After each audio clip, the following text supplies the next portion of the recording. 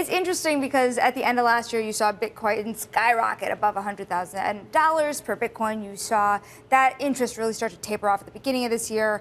You've had an incredibly successful launch. You have had some outflows in the product in more recent weeks. What do you make of that as you enter year two? Yeah, well, I think big picture, it was a pretty incredible first year for IBIT. Obviously, record-setting on a lot of dimensions, including inflows and asset accumulation. And as we come into year two now, we're focused on a lot of the same stuff that we were in year one, which is really being a valuable resource and an education partner to many of our clients. As we've talked about in the past on this show, we're still quite early days in terms of the adoption of the wealth advisory and the institutional segment.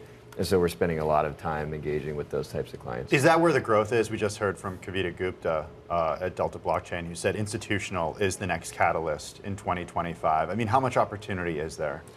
Well, certainly the third bucket, which we refer to as end investors direct, was gangbusters out of the gates, right? And these other two categories, wealth advisory and institutional, there are much greater hurdles in terms of their process and the research and diligence that they go through. Of those two buckets, which is a bigger opportunity? It's hard to pick one, but probably wealth advisory, actually, because there's a lot of sort of momentum around firms that are working through their expedited approvals processes to allow advisors to actually put these ETPs in client portfolios. But institutional is very significant as well, and that's an education journey for many that's been playing out over the year. And we're starting to see more of them emerge, particularly over the last quarter, I would say.